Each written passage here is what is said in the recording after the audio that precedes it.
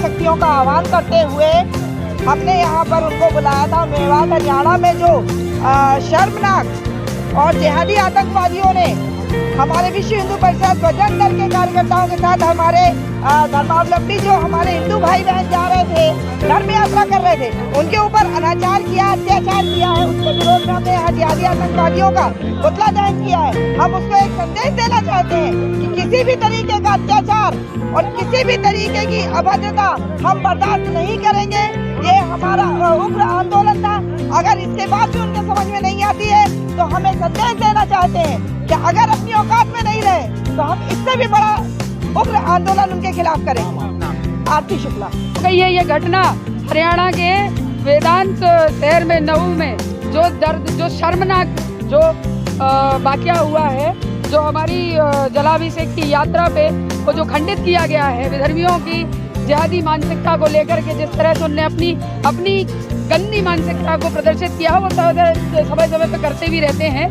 लेकिन जो उसके बाद में जब हमारा एक धर्म सैनिक किसी की जान बचाने के लिए, उनको बचाने के लिए ले जा रहा था और उस अवस्था में वो घायल हो गया, तो उस स्थिति में भी उसको उसकी एम्बुलेंस से नीचे उतार करके उसका गला रेता गया।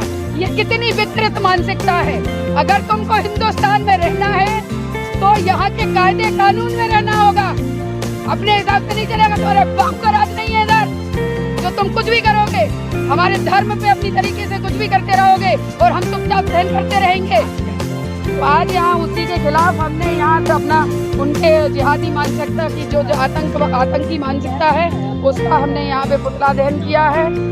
और राष्ट्रपति के नाम आज हमारा ज्ञापन भी है यहाँ पे, जो अभी थोड़ी देर में हम देने वाले हैं। राष्ट्रपति जी को ज्ञापन देना है। ठाकुर।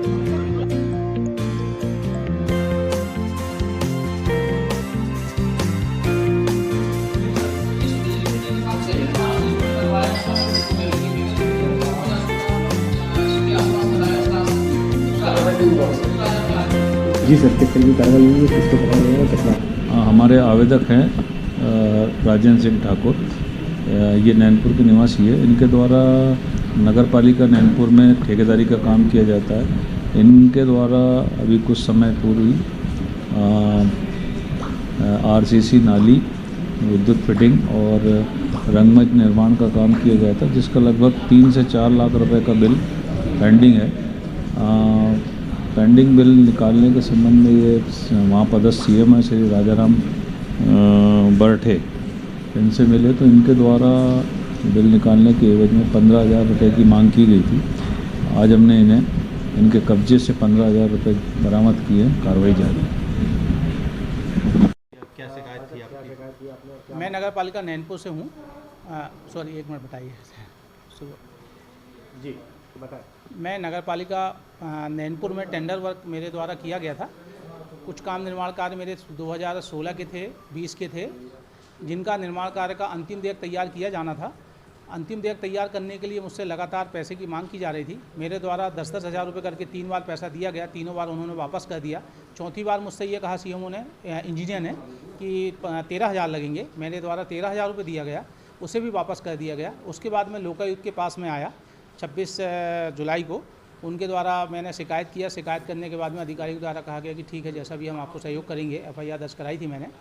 3 तारीख को मेरे द्वारा CMO से बात की गई। उन्होंने इस बात को कहा कि 15,000 रुपये लगेंगे, 15,000 रुपये मुझे दे दें आप, मैं आपका काम करवा दूंगा। मैंने उनको 15,000 रुपये देने की बात कही। जब उन्होंने कहा कि हाई कोर्ट के गेट नंबर 5 में कल आप मिलें, मैं आपसे वहाँ पे आपका काम कर दूँगा। मैं आज हाई कोर्ट के गेट नंबर 5 में पहुँचा और वहाँ CMO राजाराम बैठे मुख्य नगर पालिका अधिकारी के द्वारा मुझसे 15,000 रुपये की रिश्वत ली गई और उसे मैं रंगे हाथ पकड़ाया।